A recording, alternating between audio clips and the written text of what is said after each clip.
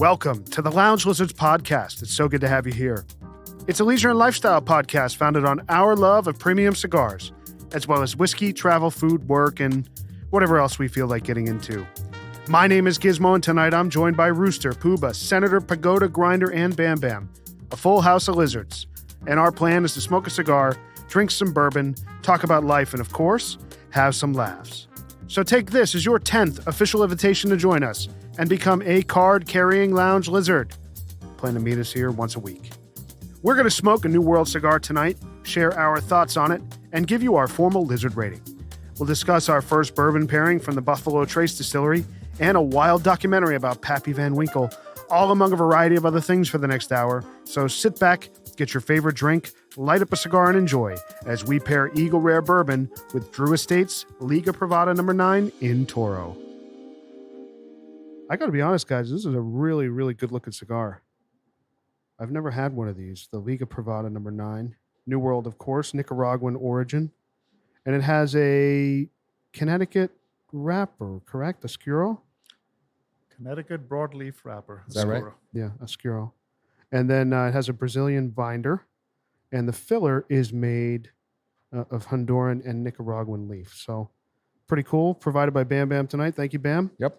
And let's cut this, boys, and see what the cold draw is. Smells good. Look, The wrapper smells awesome. It does It's smell like great. a sweetness, right? Like raisins, chocolate. Yeah, raisins. Yeah, I get raisin too. Right. I haven't had this cigar in at least 8 years. Wow. Yeah. But prior to that, I had it many, many times. So this is a very popular cigar, right? I mean, this whole line? It's very difficult to find right now. Really? Yeah. Why is that? Do we know? The demand is sky high. Hmm. Also, Grinder made a good point. The leaf itself is difficult to grow in quantity, so it's not readily available, Got it. apparently. It almost looks like a Maduro wrapper, but it isn't. It smells really nice Yeah, on it's the wrapper. I delicious. have to yeah. say the wrapper smells. The cold draw is Amazing. fantastic. It's a really neat looking cigar. It has a sheen on it. It just, you can see the oils coming out of this wrapper, right? I mean, and the construction looks really It great. looks really well made. Yeah. Yeah, it's like borderline rustic. It's got like a rustic finish to the wrapper, but it's really beautifully It's got a made. little Seams are tight, but Yep. toothy wrapper. My cold draw is that kind of perfect, just a touch of resistance. It's not like wide open, but it's really, really nice. So if this tastes anything like it smells, I think it's a home run. Yeah. Right? All right, boys, Smells let's light it delicious. up. The Liga Privada No. 9 in Toro, made by Drew Estate. It's 6 inches by 52. Very nice in the hand. Clearly well made. I mean, I'm really looking forward to having my first one of these. Really nice on the light. Yeah. Uh-oh. No, it's good. Great combustion. Good amount of smoke. Wow, it's pretty. It's on the light. It's really nice. It's really nice. I would say this is medium full, right? definitely a medium to full Got some cigar. meat on it. I think medium full. Yeah. Spicy. A lot of flavor right off the bat. Rich cigar. So, Bam, how much did you get these for in retail? What were they, about $11.50? I think closer to 17. 17.25 Yeah. It was on the Thank wrapper. you, Rooster. plus tax. Plus tax. So what's the filler? I'll send you all my invoices. Do we know? The filler is We'll pay by check. it's Nicaraguan and Honduran, a blend. One. Yeah, and then the binder is Brazilian. And if I'm not mistaken, the seed, that's a Cuban seed that they use. I It's think like you're right. seven different blends. Yeah, I mean, I don't know a whole lot about Liga, but from what I've, at least the little that I've read, I think their whole philosophy, they blend a lot of very different tobaccos in their cigars. They don't make a lot of puros or, stuff that some of the other brands would do. It's just this melting pot of a whole lot of different flavors. Yeah, it's a creative process. Jonathan Drew's a creative guy. He's pretty eclectic, right? I Yeah. mean, He's funky. yeah, he's a funky dude. He's He a wears funky guy. cool clothes and stuff. He's Well, got like his own What clothing about line. the acid cigars? That was Drew's? That's State, him. right? That is, yeah. That's him. Yeah. So this cigar actually, not this cigar particularly, but the Liga Privada line. I love this line. I smoke a lot of these cigars. Um, the T52 actually, Pagoda and I were talking earlier. That's my favorite Liga cigar. This is kind of like their, I don't know what you call it, like their, um, you know, their Ultra premium? no, or- no, it's all Ligas are kind of priced the same, but the number 9 is like their flagship. And what makes it unique, this line historically has been the wrapper. And to what Ben was saying earlier is the wrapper is very unique to Liga. It's grown on a special farm in Connecticut, and I believe maybe a listener can correct me if I'm wrong. And they, Connecticut shade, but ultra. It's kind of. I think it is aged, and you can tell it's very oily, it's very rich. The aroma is very rich. The taste is smooth, but heavy and hearty. The smoke is really tremendous output on smoke, very consistent. Yeah, I mean the thing about this cigar, like he has these legal lines. The T52. What was the other one you were saying? Then the number 9, and I think then it's a lot of different sizes. Well, the size is. I think they kind of really got their footing in the double Corona, which was like a 94 rating from CA, and it was like in the top 10 one of those years. And since then it's been a fan favorite for many cigar smokers. Including me. I think when I started off and I was trying a lot of different cigars, somebody introduced me to the Liga number 9, double Coronas. It became my go-to for quite some time, I remember. But this is quite a few years ago. Fantastic cigar. It was a little expensive for me in those days. It was around $20 in New York City, but fantastic. I used to love it because you could light one up, spend a good amount of time smoking a great cigar, great combustion. A little bit of sweetness, a little bit of spiciness. It's just great. I'm more of a number 9 fan than the T52s for some reason. I'm happy we're smoking the number 9 today. So Yeah. what would you say is the difference? I mean, guys that have smoked these, I've always seen the 9 and the 50, the T52. What is it from it's from the same line, right? Liga Privada. But what's the difference between these? I happen to think it's probably the strength and flavor, where I find the T52 to be smoother than this cigar. They're both, I think, quite tasty, but the T52 to me is a bit smoother. I mean that checks for me because Yeah. I like a smoother cigar these days. Look at the smoke coming out. I can't believe it. There's so much. Right? I mean, If you hold it, I can barely see you from across the room. if now. you hold it vertically, look at how the That's a good smoke thing. kind of climbs up the cigar. So one thing I want to say about the Liga number 9, it was really interesting. I used to smoke at a shop called Nat Sherman in the city for quite a few years and ended up meeting a lot of interesting people. And what I found was that a lot of the guys who really enjoyed the number 9 as opposed to the T52, we all kind of liked similar cigars. Like we really enjoyed a lot of the foundation cigars in terms of the Tabernacle, the Giguense. It was just really interesting. And a lot of the guys who like T52s weren't that fond of the foundation. And it was always on and off and always interesting conversations around that. But yeah, meaning it seems like there seems to be somewhat of a divide between the number 9 and the 52s. For some reason, I've always enjoyed the number 9 more. I haven't tried many of the T52s, but I think as my palate has changed, I'm definitely going to give it a try. Yeah, it's coming back to me. I've smoked. So now that I'm smoking this cigar, my wife's uncle, who's retired now but was in the cigar business, he would gift me like copious amounts of Ligas, and I have some of these in my humidor. And when we talked about this episode, I don't smoke many of these, but I've smoked and I hadn't paid attention because he's always like he's such a big Liga fan. But every time I'd sit out with him, and it was usually around the holidays, Thanksgiving and Christmas, he'd give me a Liga, and I always associate this cigar with him and sitting out, and I've always enjoyed them. I haven't been an adopter of the brand, but I can see why he really loves them. When I've mentioned this before. When you sit, and you talk, and you think about the cigar like we do on the pod, it makes you actually focus on it more, because we would just be talking. And this is for me right now, this is a really good cigar. I agree. I completely. mean, it's really tasty. The combustion's really great.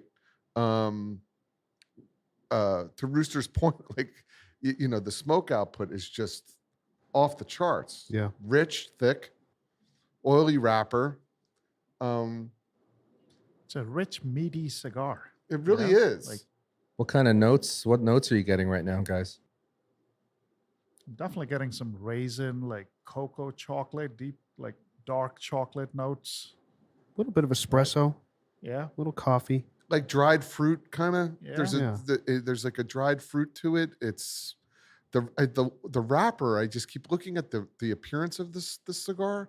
It's so oily. It's a sexy and it's cigar. toothy. It's a kind of a sexy. It's looking very cigar, sexy. you Yeah. know? Yeah. Good point. And it feels really good. It's the Toro is a great shape. This is a trip. I mean, this is going to be a nice, long sit with this. Yeah. Yeah. A big smoke. Yeah. It's cloudy in here.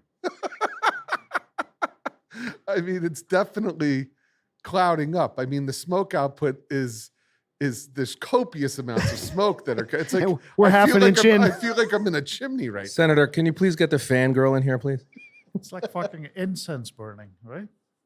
But I think it speaks volumes to what this to the amount of smoke that this cigar puts out. It's beautiful, and I'm looking around the room, and Bam infamously smokes very quickly, but I'm looking around the room, and everybody's like an inch in, and the room is packed with smoke. I mean, the combustion on this thing is as Pagoda would say, a 10. A 10. For me, the combustion let is me a tell 10. you. Let me tell you, it's a 10. And I do think the draw in this book output doesn't matter a lot to me for some reason. I think this is something I would really enjoy smoking on my deck in the summer. I think this would smoke really well outside. Yeah, the morning before breakfast. A little strong for that. No. You can see that the wrapper's pretty thick. I mean, I think this would handle golf or outdoors. I think this would handle it quite Absolutely. well, like This a would Padron. handle anything. This will handle Jesus. anything, absolutely. The wrapper's substantial. Really nice cigar. I'm really happy because about trying this tonight. Because it's probably no secret for the listener. If you, I tend to smoke more old world cigars than new world. So this for me is great because it's forcing me to kind of expand my my horizons a little bit, and it's very enjoyable. This is a very enjoyable cigar. Very enjoyable. I'm getting that current. Definitely the dried fruit. I don't know who said that. Yep. I feel like I'm having like you're saying dried fruit, but I'm sipping like an Americano or something from Starbucks. It's kind of giving me that type of vibe and a flavor. It's full, but it's not strong yet. But I can imagine this thing picking It's up like definitely going to pick up. It's going to accelerate big time down the stretch. So for guys who have smoked other ligas, are they all relatively strong, as in full flavor, full bodied cigar? Because this has got Yes. a ton of flavor. Yes, most of them are. flavor. Ton of flavor. They're not known for lighter bodied sticks. I'm impressed. Yeah. Are they typically all like Honduran blends or? I think Any that Nicaraguan? I'm not sure about that. I think the binder and filler are pretty variable. But the wrapper I know is pretty consistent. Like I said, they use this wrapper in pretty much the entire line. And what's the size of T52? Is a 52 ring gauge? Well, the T52 comes in different sizes. Yep. I didn't Just know like that. the Liga Privada comes in different. The number 9 comes in different sizes. Like you can have a number 9 as a flying pig, which is this like short, like I don't know. If you know, Perfecto. I love that cigar. it's a good cigar, yeah. But they make the flying pig in their entire line. and they make the those in cr- Undercrown too, right? Yeah. Yeah. They make their Corona, their double. I think they call it doble Corona or something. Corona Doble. Canor, yeah. Yeah. In the entire line. That's the Cuban name for toros. Doble. Yeah, yeah, yeah. Okay, I didn't realize that, but that's so that the Corona, the double Corona in T52 is what I smoke a lot. I used to smoke a lot of, and then the number 9, I never, it just never really. I think it was probably because it was too harsh, but right now I'm smoking it. And it's like not. It doesn't. It's. I'm not recollecting that. The memory and the reality right now are not syncing up. Right. I mean, I think the beauty with these in a lot of the really, because this is clearly a premium cigar, and I think the beauty with these is the creativity that goes into the blending. It's not a puro. This is true, and I think with as I'm opening up a little bit more to more new world cigars, they're able to create these blenders are able to create really unique flavor profiles and really balanced cigars that have a lot of merit. Yeah. It's just a matter of like finding for your palate what's going to work for you. So the possibilities, it's almost like they're taking literally tobacco from all these different regions and they're blending them together to just come up with these endless kind of flavor profiles that can suit a lot of different people. It's true. I mean, it goes back to the Davidoff Chef's Edition episode we had. I mean, that was a blend of tobaccos from all over. I remember giving us kind of the rundown, and that was an outstanding cigar. I mean, we all rated that very high. Very high. And the flavor that this puts out with this blend of 7 different tobaccos, it's really, really impressive. I think it does go, that creativity element also kind of reflects the like Drew estate. I don't forget his name. What's his Jonathan Drew. name? Jonathan Drew. Yeah.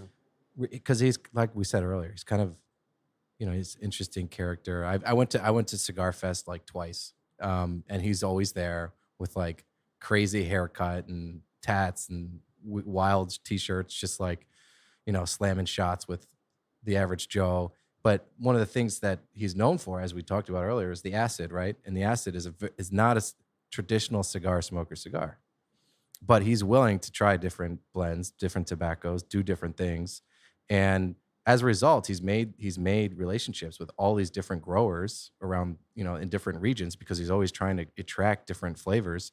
And that's why you get this like pretty well balanced cigar that has all these different flavors. And he's doing a great thing for his business as well, because of those relationships. He has these distribution channels that not many people do. Like he distributes the like all of Hoyo de Nicaragua, which is a cigar line I love. He distributes them because he's been selling acids for years and just like laying down the revenue. He's just been. There's so much revenue associated with those Javas and acids.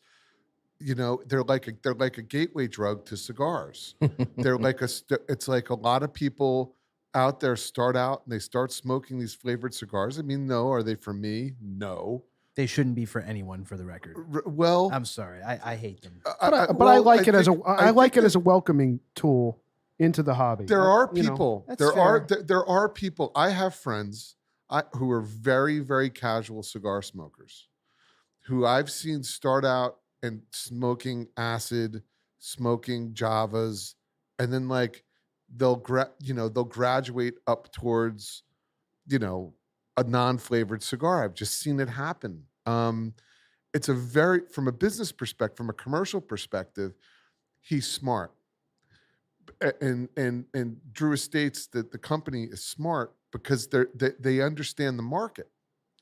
And I don't think there's anything wrong with that. I think there's a lot of different people to serve. There's more casual cigar smokers who smoke 1 cigar a month, 2 cigars a month. And maybe they only even just smoke them in the summer or when they're playing around a golf. And you know what? Like a Java is gonna float their boat. I mean, sell them. I mean, who cares? Sell them. Yeah, those cigars, the acid, and all the there's multiple sizes and flavors and stuff, right? They sell. But when you smell it, like not smoke it, but when you're around people who are smoking that, Oh, you can smell it. it's like a potpourri. It's like someone lit an incense Yeah, candle. it doesn't smell like a cigar. It doesn't smell like No. tobacco. No, it does not. It So, doesn't. Look, I think what Poob is trying to say is a lot of these marginal guys that are marginally considered cigar smokers, they'll go for the flavored cigars. And I know a lot of guys like that too. And I get aggravated at them. Why are you smoking that when you can smoke this? That's what I think to myself. But I think we've all been on the journey of developing a palate, right? I mean, I guess. we've all been. Now, at the hold point- on. When I've never had a flavored cigar. Now, I've only been smoking cigars for about 15 years. You never had a backwoods? No. As a kid? Or a Philly blunt with the blueberry note. Cherries. We use a Philly- Philly blunt No. wrapper for different things. Yeah, honestly, yeah. I think my first backwoods was like 12. when bass fishing. I knew nothing about cigars, I always considered flavored cigars to be kind of like that gimmicky type of thing. It wasn't a cigar to me. It was just something else. So I know where you're going. It's a business. It's a I get business. it. I get it. I get That's it. the thing. I want to go where Bam's going. So Puba's point is well taken. In Totally that. It's well a taken. business. There's a market for it. There's no question about any of that. And to people who like to buy those cigars, God bless them. I'm just going to say, as a lizard and a cigar smoker, I'll never forget. I started really getting into cigars when I was in college, and I had a guy who lived in my fraternity house. Who I was the only guy at the time. I'd sit on the porch and I'd smoke a cigar every day. And one of the guys in the house, he finally comes up to me and goes, "Oh, Senator, you're a cigar smoker too." And I said, "Yeah." And I was like, "Well, what do you smoke?" And he's like, "Oh, my favorite cigar is the Acid Blondie." And I'm like, and I just responded and I said, "You're not a cigar smoker." No. I'm like, "I'm sorry." Like, it's just, look. You're something else. Yeah, this is where I'm coming from. I'm a purist. We had a great, I think it was our New Year's episode where we talked about, we love this organic, pure nature about certain things like cigars. It's from the ground. It's unadulterated. It's all naturally aged and hand rolled, all of that. And I just hate the idea of putting these artificial flavors in these cigars and trying to make them like things that they actually don't taste like. And to me, it just, if someone likes that, that's fine. I don't take anything away from that person. But as far as I'm concerned, I'll never consider that a real cigar that's been artificially doctored in some way. I love the beauty of even this Liga that we're smoking right now, this amalgamation of all these different flavors from 7 different tobaccos that they've naturally sourced and made some magic out of. That's what I really appreciate. Yeah, if I sat you down in a conference room and pulled up an investor deck and said to you, "Senator, here's the market. Here are the consumers in this market. And I've done some market research, and it says that the market opportunity with some of these flavored cigars that we can have as put under our brand that won't hurt our premium cigars based on the research, and we can make millions and millions and millions of fucking dollars," you would say, sounds like a really good idea. Totally. That's where I'm not just it's understand like- we're coming at this from different angles, right? You're talking about this from a business standpoint. Yeah. Of course, I agree with that. I'm talking about as a consumer. That's all I'm saying. As a consumer of cigars, Sure. to me, I don't. I find them offensive as a cigar Right. That's smoker. all I'm Like saying. for me, for my Offensive. palate, absolutely. I It's find true. I would never smoke one unless I was on a desert island. It's very true. and And then yeah, I maybe even wouldn't. Yeah, but even that's there I not would. the point. The point is that it's genius. It speaks to it's genius. He captured that market. You got to give the respect. You got to give the guy respect. look, a bunch for of being us, creative. That's a creative business mind at work. a few of us in this room own companies. We're totally on board with that. And I totally agree.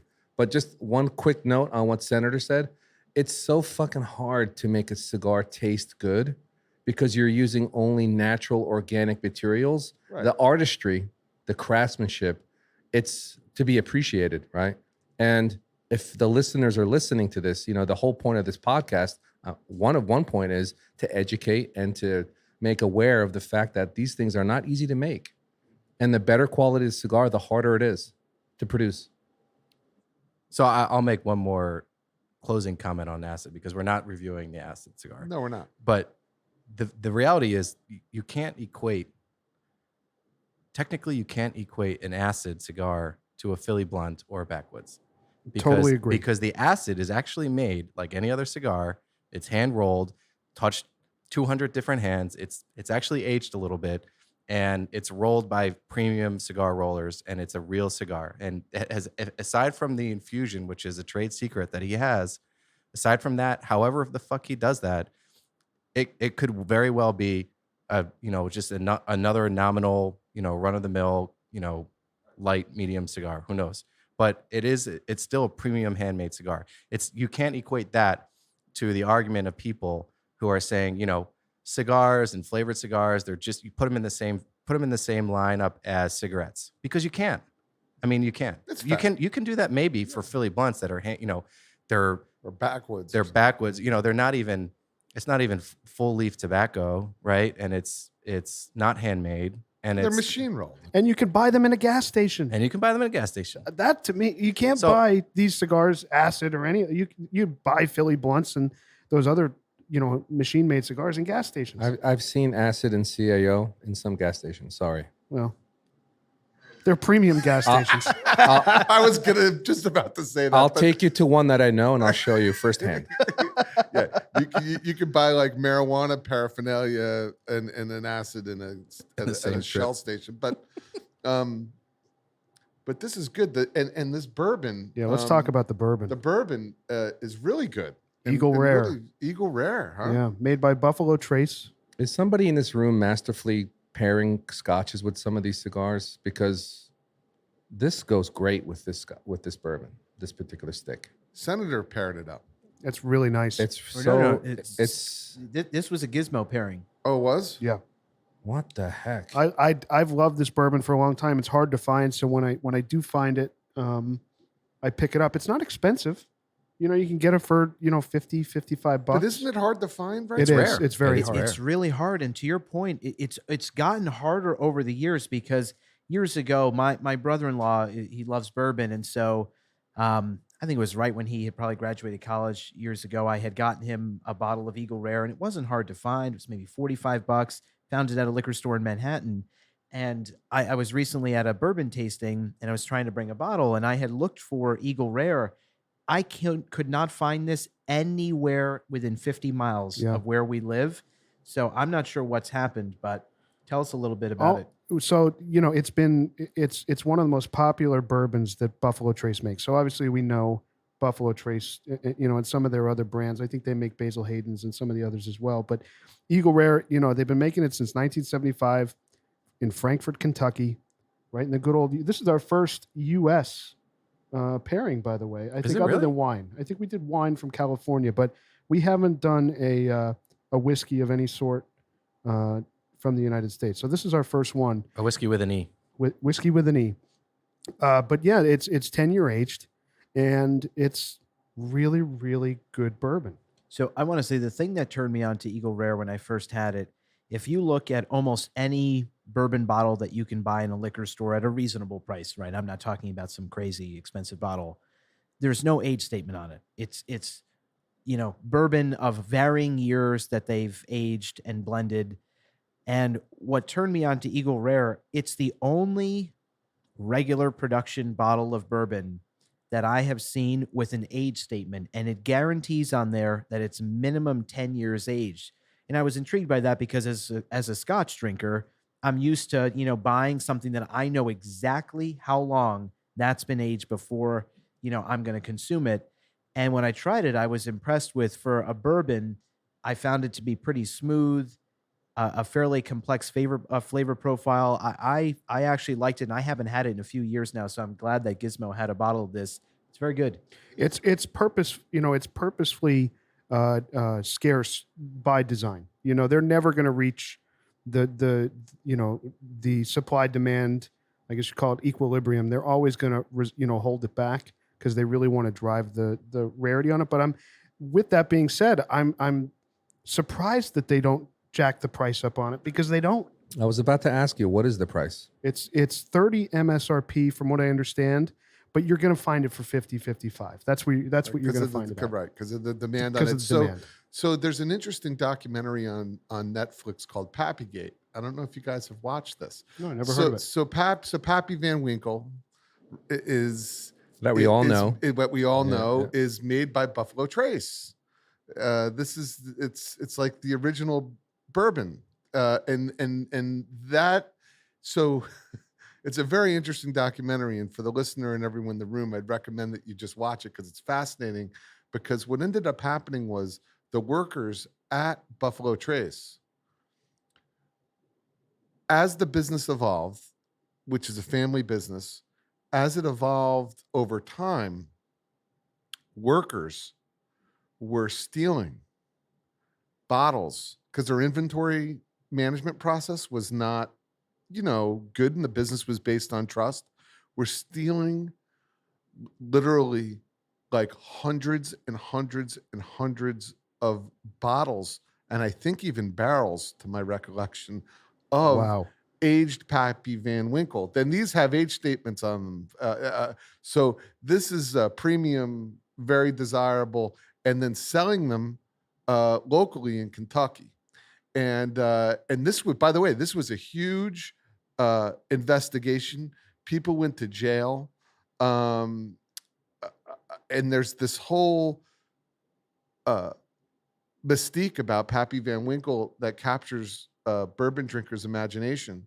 And then this anonymous tip eventually led the Franklin County Sheriff to the home of one of the workers there, and they found 5 barrels, I think, in his home, and they were selling this locally in Kentucky. So there was a whole.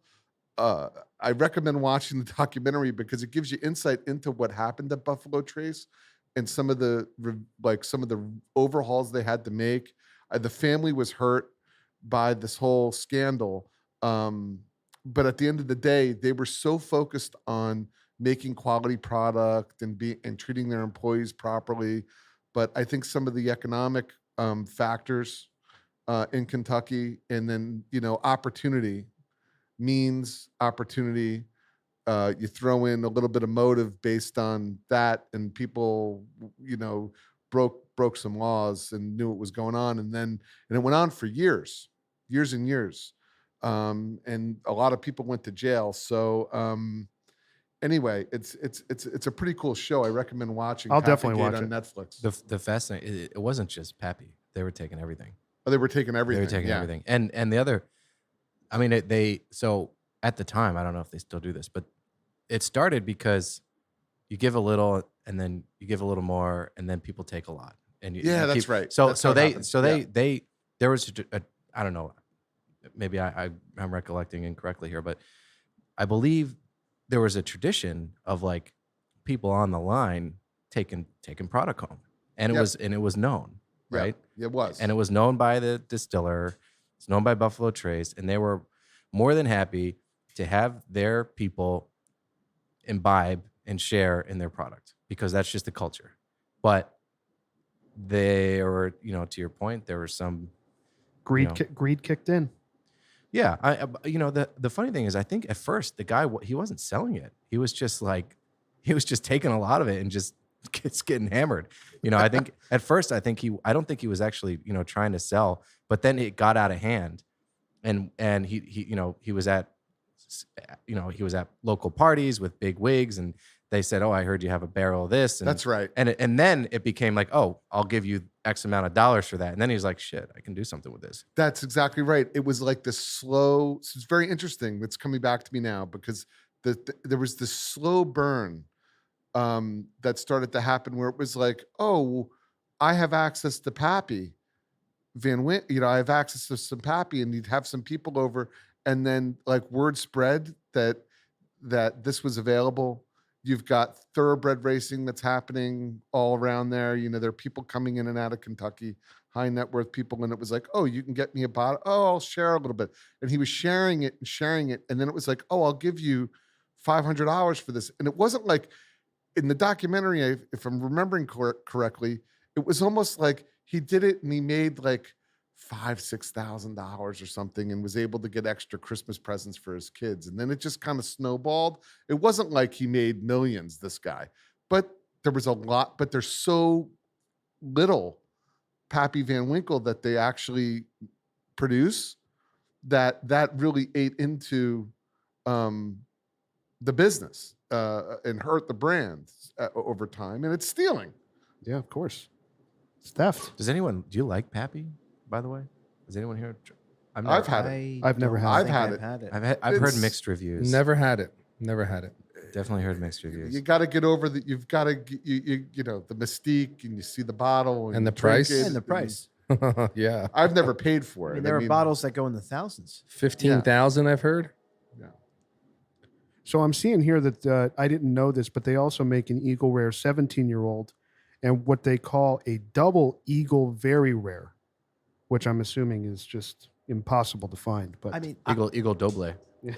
I'm just the scale of Buffalo Trace is unbelievable because you just I still am stunned that this has a 10-year age statement on it and it's only you're telling me the MSRP is essentially yeah, it's $40. 30, yeah, it's $30. $30, and even at $50 it feels like a steal because you think of other bourbons that actually have age statements. Like a famous 10-year bourbon is Michter's 10-year. It's like a great gift. If you know someone who loves bourbon, you want to get a really nice gift. Michter's 10 is like the gold standard, and that's like a $400 or $500 bottle of bourbon. Wow. How on earth this has a 10-year age statement as a bourbon and is going for the price it is? I don't even understand it. It's crazy. And the other thing that I find really interesting about this bourbon, I mean, a lot of bourbons are lower proof, but it's only a 45% 90 proof bourbon. I would have thought it would be more, but I looked at the bottle. It's only 90 proof. Yeah, It's very smooth. Yeah, Maybe it's very that's- smooth. Yeah. It's tasty.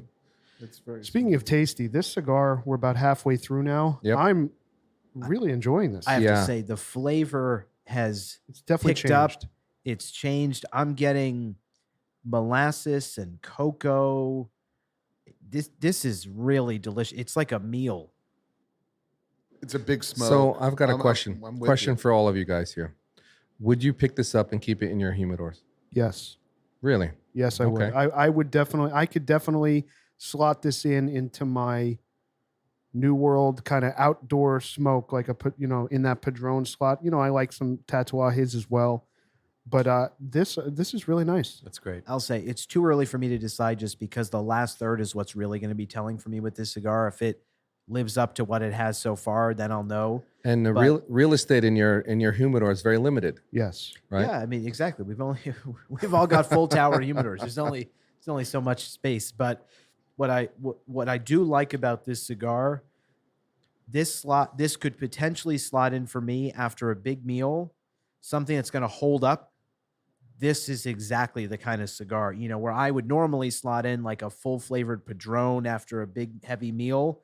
This has that body that would definitely satisfy me. So I was going to go there next. How would you compare this to some of the other full body cigars that we like? Like the Exclusivo as an example. It's a full body stick. I think it's rich. I think it's richer in flavor. I agree with that. Yeah. It's buttery.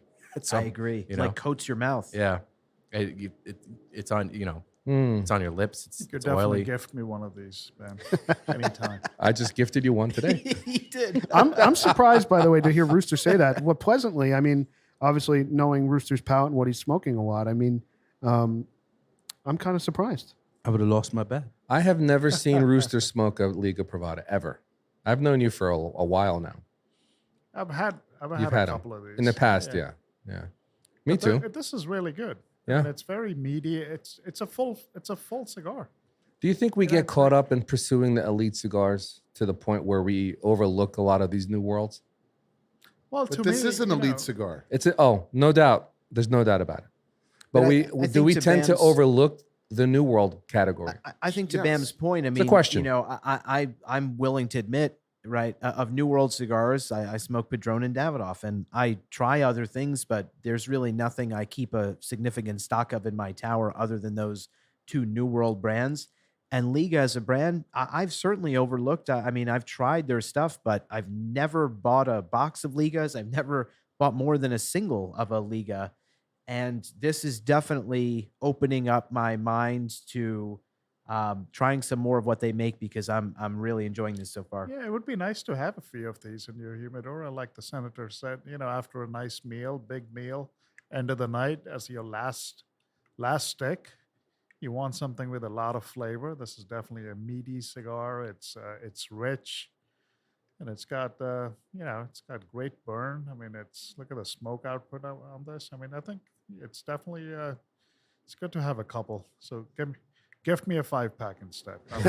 I'll remember Not that. a single. I'll remember that. My test on like strength is the retrohale, and my retrohale on this thing is like making me. It's too much. Not I'm too much. afraid to retrohale. It's like on this stick. I am. It's heavy.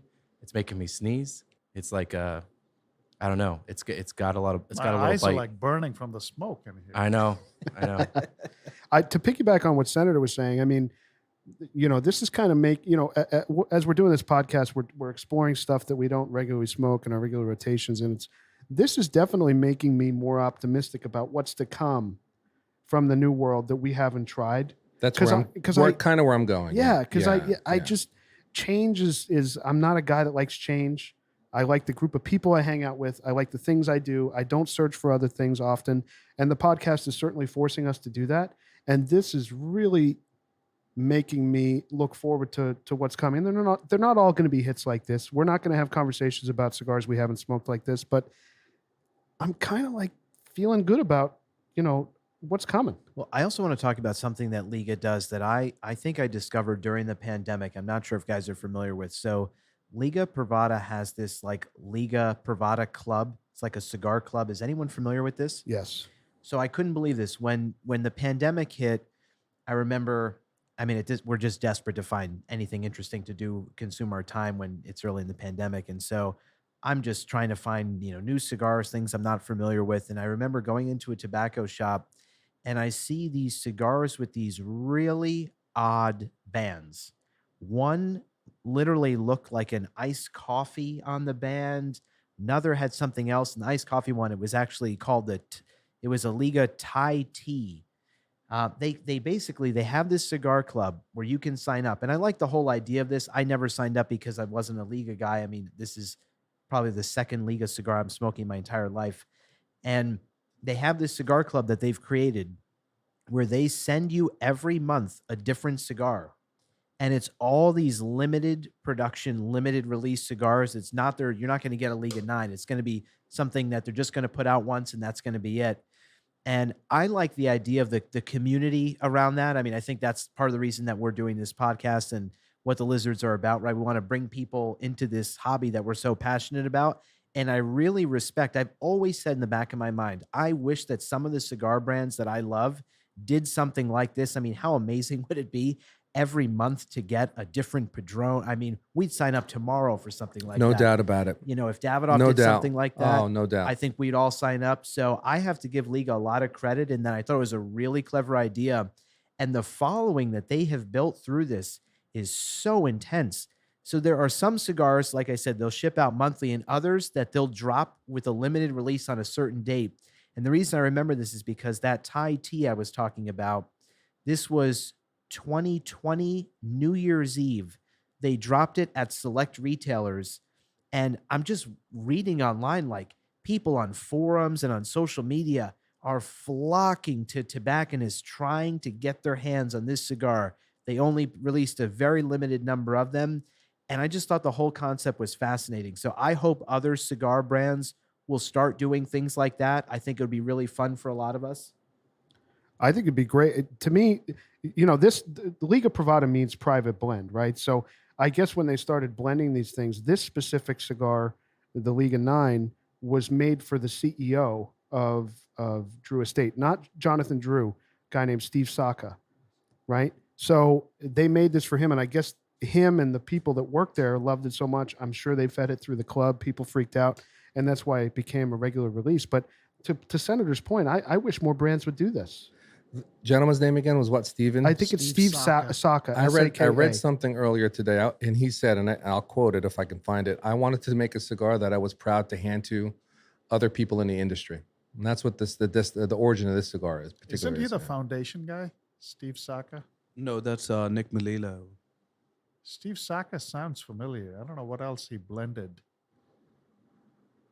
The other fascinating thing about Drew Estates, this cigar, they used to give the cigar to the guys and gals who rolled the cigars. As they were rolling the cigars, they'd be smoking them. And they were so good and it got so hot, like the market for this just kind of blew up, that they said we can't give you guys these cigars anymore because they're smoking these cigars as they're rolling them, and it's inventory that's going out the door, frankly, and it's their premium blend, right? So there's lost revenue there, right? And it was because it's a premium price, it could be significant, and they were smoking a lot of them, and what they did was like, okay, we'll make a new blend with the same wrapper but a different blend, and it's going to be priced a little lower, and that's the Undercrown. So they make the Undercrown. The Undercrown was like, this is a really great cigar, have this. And then they started smoking this cigar, and it's like, God damn, this is just as good. Mhm. Not just, it's probably A little not less. just as, It's a little less expensive. Yeah. Yep. And a good stick. Yeah. so, and then they said, okay, this is actually a great stick. Also, let's market this thing. And they did. And that, I think the Undercrown, it's not as premium as Liga Privada by any crown. I think it's a good cigar. It's like a That's- cousin. Yeah, it is. It's exactly. It's like It's a a good way of younger putting cousin. it. It's a Yeah. younger cousin, and they Yeah. offer it. They not only offer it they offer a shade, a sun grown, and a Maduro in the Undercrown series. So you can kind of work your way up as you develop your palate, and This is getting Go through creamier. it. This is definitely getting creamier. One interesting thing about the demand on this particular cigar, I'm really happy that we're reviewing it because a lot of people love it. I went to 3 different establishments today. I think I talked about it earlier. Impossible to find. The first establishment I went to, I said, "Do you guys have the Liga number 9?" And they laughed at me. Out loud, they laughed. And they said they haven't had it for weeks and they're not going to get it for months. wow. Yeah, I found it at the 3rd place and not the one we were looking for. This particular size is what they had, the Toro. Right. So, Bam, to your point on scarcity with this cigar, I mean, obviously we're seeing it industry wide. I mean, New World, Old World. I mean, Cuba, we obviously understand why COVID. They had a lot of shutdowns there, a lot of problems. Everywhere did, but we're seeing it with Padron. We're seeing it with obviously this cigar. You're saying you went to 3 shops today, couldn't find it. Like, what is going on with the scarcity? I was really surprised because I saw Padron at every shop I went to, but I was surprised that they made that statement about this particular cigar. It So- was really surprising. There's a reason for that. Just in doing some reading on this, because I'm fascinated. I've pre-COVID seen in different tobacco shops and retailers that there hasn't been a lot of these. There's like one size of it available, or they're completely sold out. And now I'm understanding why. What this says here, there are only 4 pairs within the Liga factory that are certified to produce the number 9. Each pair is allowed to make only 250 cigars per day. Wow. That's it. It says the cigars are then aged a full year before offered for sale, very limited production. So they're not pumping out a lot of these cigars. And then you factor in, right, cigar demand has increased during COVID. That's why it's hard to find these. These are not, I always, for whatever reason in my head, I think because of the whole Drew Estates and they have all these different brands and lines, I assumed that it was just this giant mass-produced operation. And what I'm seeing, at least for some cigars like the Liga 9, that's not at all the case. It's smaller production. But I think that's a good sign too, as far as quality. I mean, they're clearly focused on that. Like Padron, apparently there's one woman, one roller that rolls the 80th. That's all she rolls, and she's the only one that does it. When she misses a day, there's no 80th anniversary, cigars rolled that day. So that is a good sign to me. Wow, And obviously, if the Undercrown is something that they're pumping out a lot more, Can I that's just a good say, thing. it's actually very funny that you mentioned that there's one woman that makes that, because just the other day I saw this video. I forget what website. It might have been CA, where they went inside of the Padron. I don't think it was the Miami place. Maybe it was the place in Nicaragua where they're rolling these. And it's this big room. And in the front of the room, there's maybe 4 rows. All of them are sitting at tables next to each other. And it's all women that are rolling the cigars. And I found it fascinating because I feel like there's not really a story told about like women in the cigar business. And it was amazing to me. And the guy commentating, and he's with, I guess, Jorge Padron, is talking about how only women basically roll. And then behind them, there may be 4 more rows of men who box. And it was just, I just never knew that. I for some reason, you associate, obviously there are plenty of men and women cigar smokers, but the role that women play rolling and within the business is, it's amazing. No Very pun interesting. intended on the roll. Yeah, The double but still, roll. very interesting fact. I had no idea. And when we have Jorge Padron on at some point, I definitely want to ask him about that because I've heard, obviously that's something I heard. It's an anecdote I heard from somebody, but I'm curious if that's true and what. Do we know do we know the various sizes or vitolas that this That is they make? available in? It's in the Robusto, Corona Vita, Double the Toro, of course, double Corona. not a double Toro. It comes in that. What would you call the shape the flying pig is? That I don't even know Flying what you pig would. Yeah, they is, call it- Colorado? it is yeah. a shape. I mean, It's that's a the name of the shape. Is that right? name of the Okay. shape. I mean, It's fabulous it's a in that shape, fat- by the way. It's So- like a 58 It's ring like- gauge, and it's like this. It's like It's a little 4 inches football. long, 3 It's inches long. fun to smoke that cigar. Yeah. This There- so there's a good cigar. lot of I- shapes, I- actually. Yeah, Wow, yeah. a lot. So Really? we're obviously smoking the Toro. There's the Robusto Bam Yeah. mentioned. Corona Vita is the most There's- popular. They call it the Flying Pig Perfecto. Yeah. The Corona Viva Bam mentioned. Right.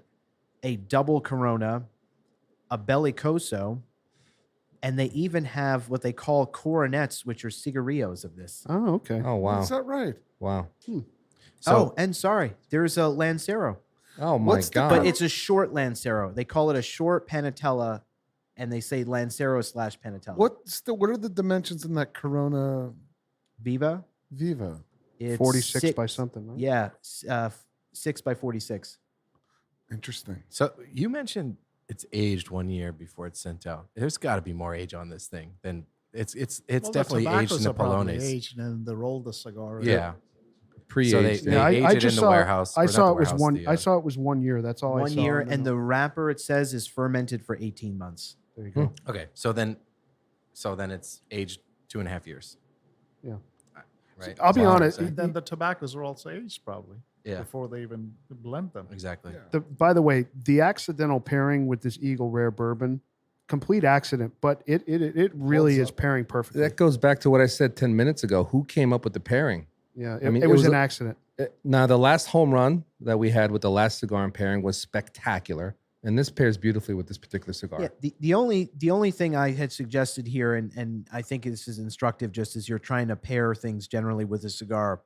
I know the Liga 9 is a full flavored smoke.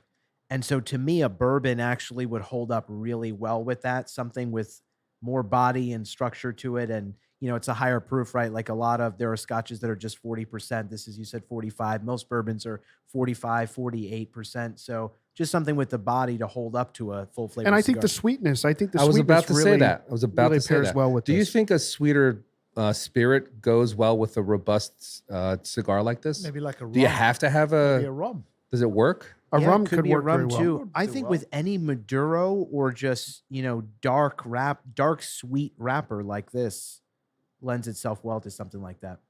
Sure. Yeah, I asked about I agree. I asked about the sizes because it is a full-bodied cigar. And I guess before we get to rate this, like I could see myself smoking this in Robusto. And So a little really- shorter. Yeah, and really, really liking it. Like we're in the last third. We're basically at the end now. I feel like for me personally, like it's not like it was I didn't enjoy it. I've enjoyed it thoroughly, actually. But for me, I could see this in a Robusto format where it delivers like a lot of flavor, and it's actually power-wise, it's not as like quote unquote, I would say powerful. I know if I'm jumping to a review too quickly, No, but you're not. but it doesn't I don't feel lightheaded. It's not giving you the jitters. It's not giving you the No. jitters. No. It's just a lot of cigar.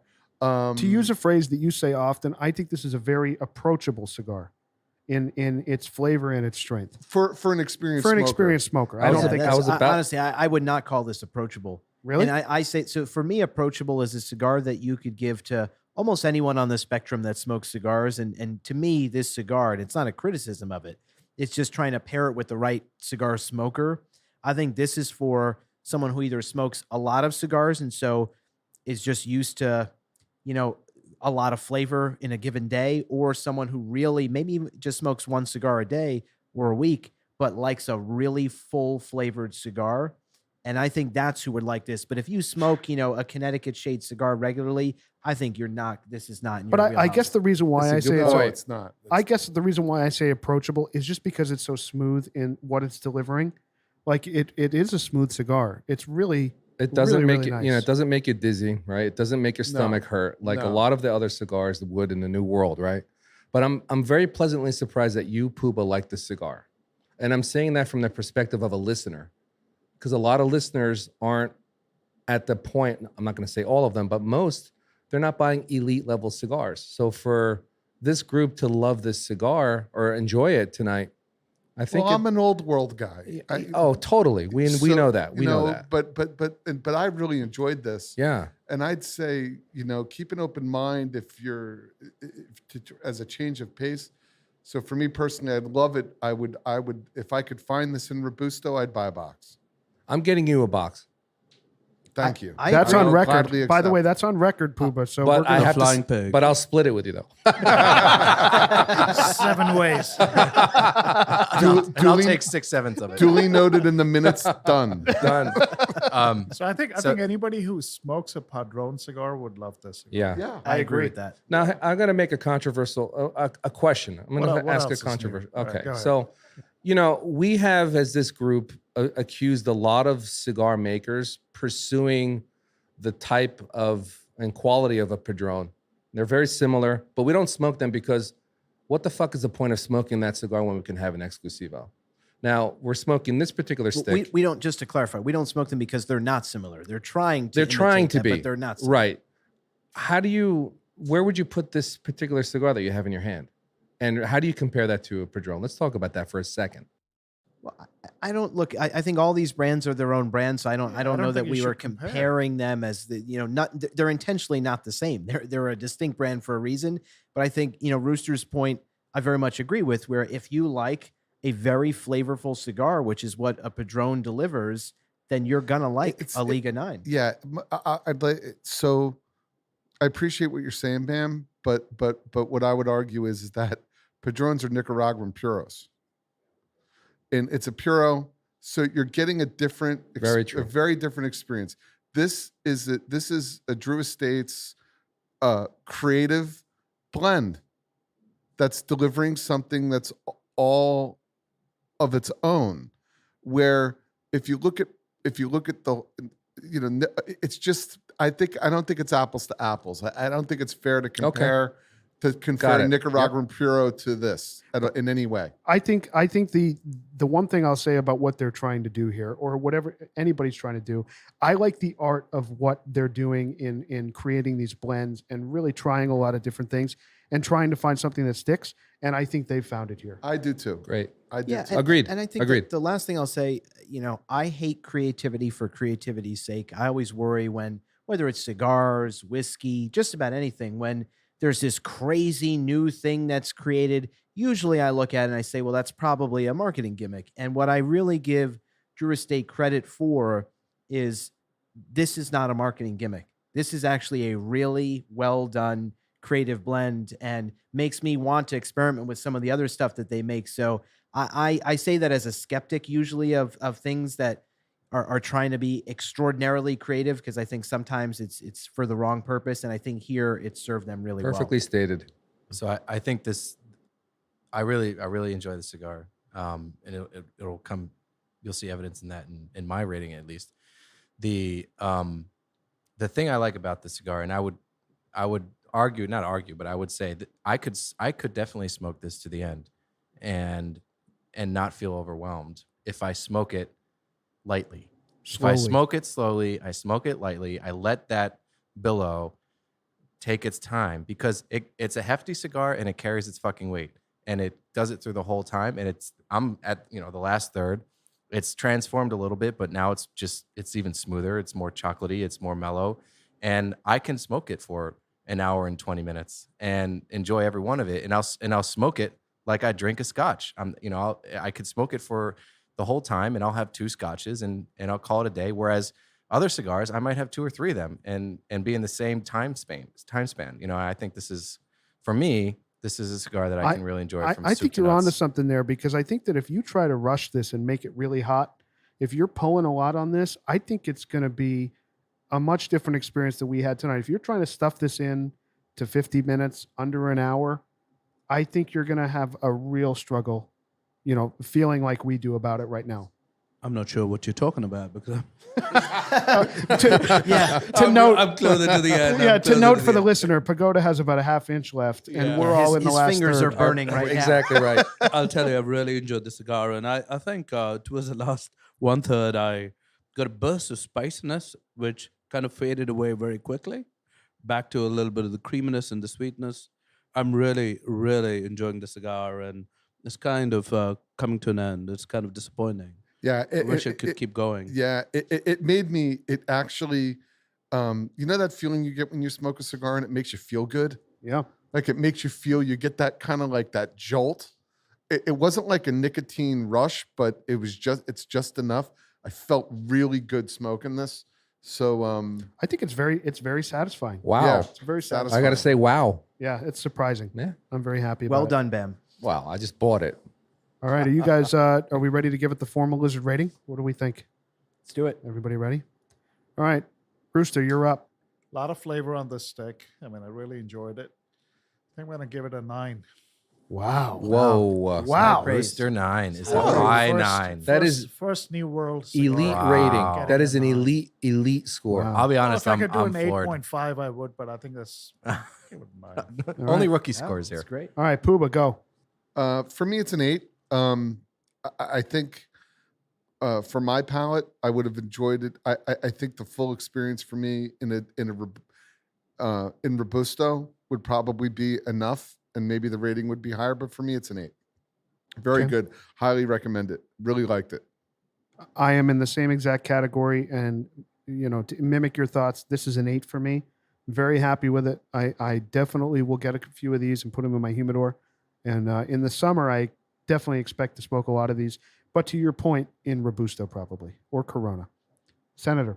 So I'm in a similar camp as the last two lizards in that I would also give this an 8 for my palate, in the sense that, as I'm smoking this cigar, the reason I think I would compare this to a Padron 90th, not that the flavor is the same and by any stretch, the flavor notes that you get, but that it just delivers a full flavored experience in a smooth, non-aggressive way that's just going to, hit you over the head with nicotine. But for what I seek, it's rare that I say that a cigar almost has too much flavor for my palate.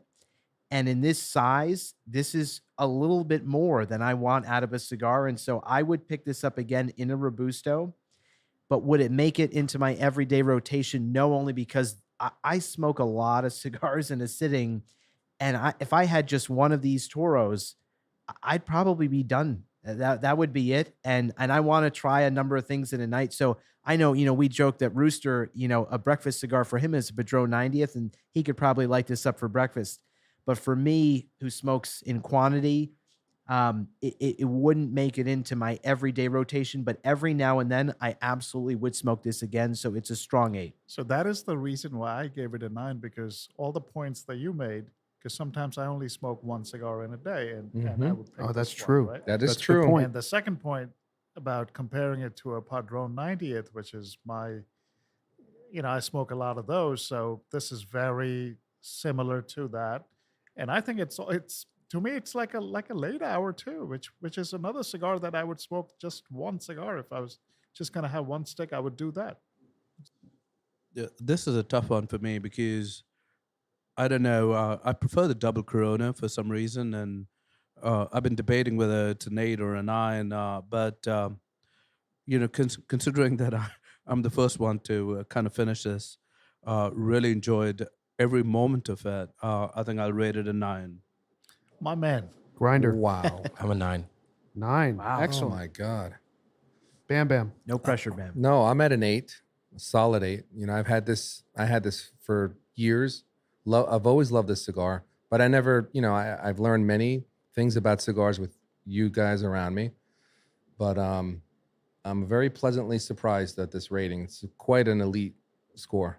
This is what happens when Senator doesn't do the math. Yeah, I'm 842. fucked. I fucked this up real Yeah, good. why do Should be you 8.5, have the I think. producer doing the 8.43. math? You got Can you three- have I did it. I He did it. started before Can you I have could Ivy even- League do the math? Yeah, got I need Harvard math got here. Please, three- can three you nines fucking and name? Now nines I'm and gonna. three I eights. know I'm gonna need to check the back. Okay, here we go. I Here did we it. go. Grinder, Jeez, Grinder, 24 please and take over. I Grinder, did it as soon as we Grinder. finished. 24 plus 27. 8.43.